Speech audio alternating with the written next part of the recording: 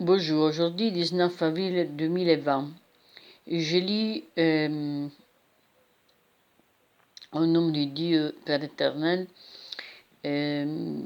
lecture biblique, Proverbes chapitre 14, verset 16 et verset 17, chapitre 29, chapitre 15, verset 1. La colère et la rage détruisent de nombreuses vies.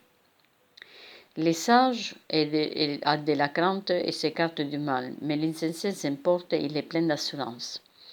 Il est salutaire de craindre le mal. C'est lui qui est sage s'éloigne du mal en courant, car il a suffisamment de sagesse pour savoir qu'il est mal et pour le détruire. Ne jouez jamais avec les péchés et fuyez-les comme la peste. Et ne vous croyez pas répréhensible parce que cette génération moderne et méchante pense que les péchés doivent être achetés. Ne l'écoutez pas quand ils vous disent que c'est vous qui avez tort et ne pas acheter leur style de vie.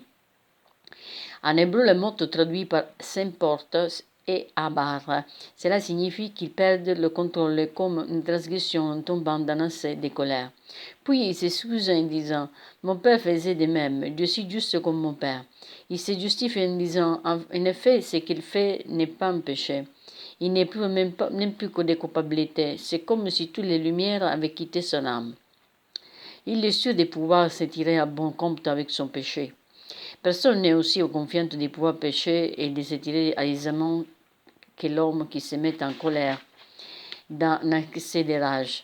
Il blâme toujours quelqu'un d'autre pour sa colère aussi, se justifiant et clamant qu'il n'a rien transgressé.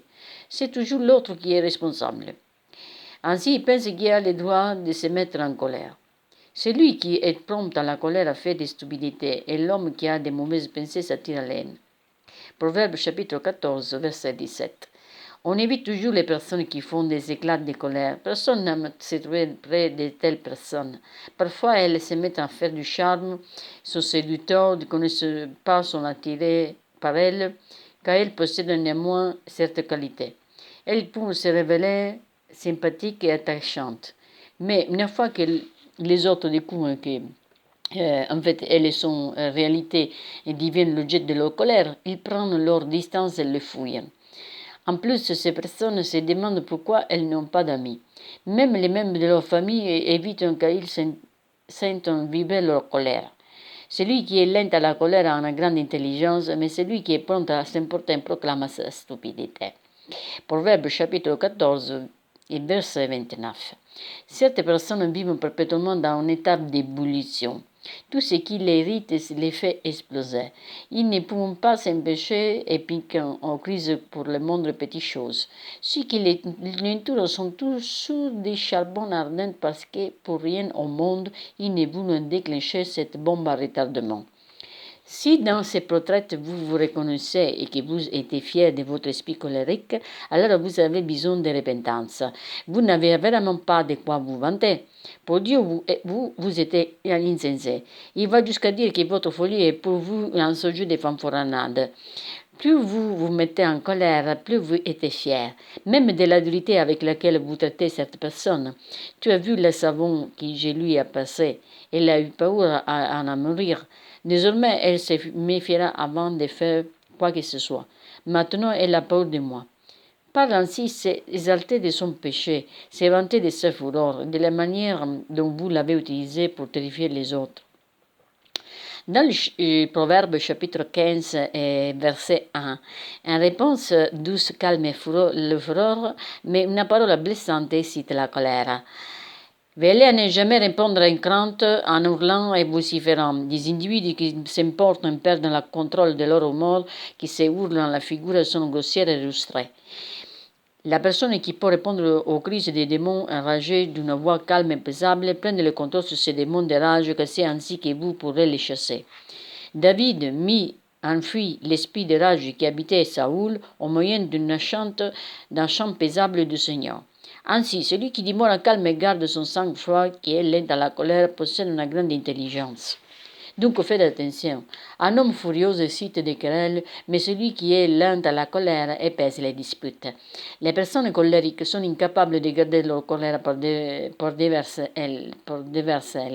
Elles se promènent à communiquer leur colère à tous ceux qui veulent bien les écouter ou qui sympathisent avec elles. De cette manière, elles suscitent la division dans le camp du Seigneur. Il y a beaucoup de pasteurs qui sèment la zizagne, il y a beaucoup de pasteurs qui sèment par exemple la séparation entre les bonhommes et les autres. Il y a des personnes qui sèment en fait les séparations des âmes. C'est ce qui fait Corée et sa troupe, ce qui provoque la destruction d'un grand nombre d'entre eux. Par contre, celui qui est lent à la colère pour calmer et peser un esprit furieux et rangé, celui qui a le pouvoir de soumettre une personne rangée ou de contrôler sa propre fureur est aussi grand que celui qui prend une ville.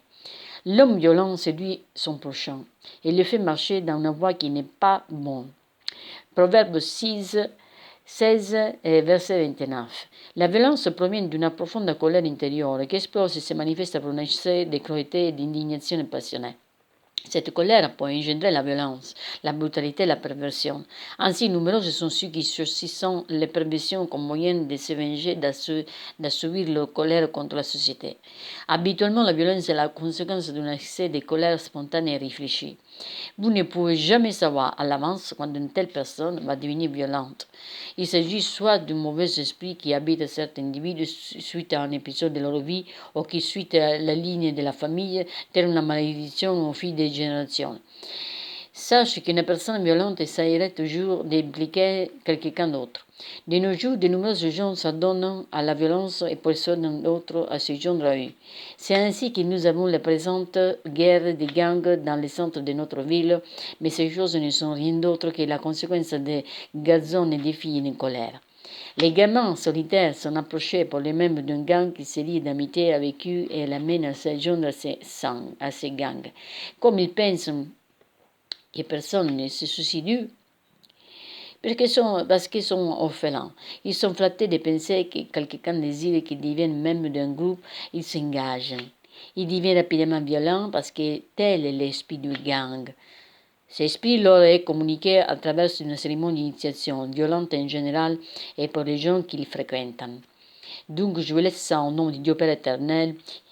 Que Dieu vous protège dans votre maison, ailleurs et d'apertout. Sois béni. Amen et merci.